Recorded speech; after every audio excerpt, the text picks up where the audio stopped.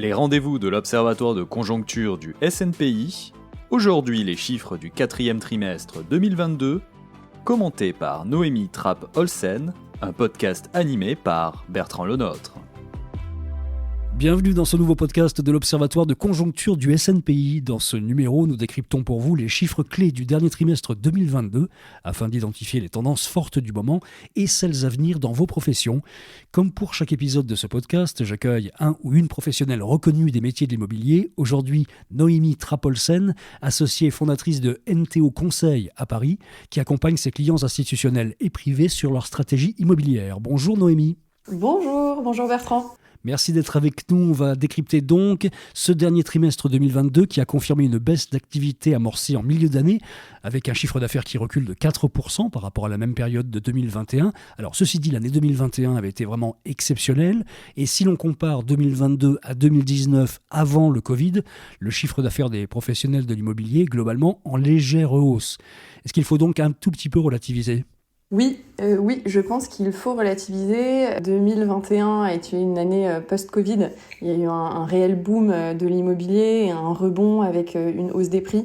D'ailleurs, ça a été une année record pour les acteurs du luxe comme Sotheby's et Barnes. Et surtout sur le niveau bureau et côté tertiaire, ça a été aussi une plutôt bonne année. 2023 est encore rythmé par des incertitudes entre l'inflation, le décret tertiaire et la guerre en Ukraine.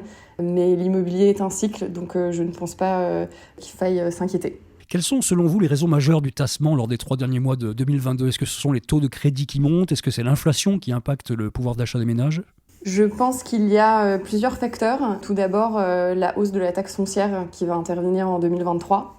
Le coût de l'énergie et les nouvelles mesures contre les passoires énergétiques. Et il y a évidemment la remontée des taux. Le taux fixe était à 2,65% en novembre 2022 et le taux d'usure va passer à 3,79% au mois de février pour les crédits de 20 ans et plus. Donc ça signifie quand même une hausse de 22 points par rapport à janvier 2023. C'est vrai qu'un crédit sur 2 est refusé, donc le spectre des potentiels acquéreurs diminue fortement.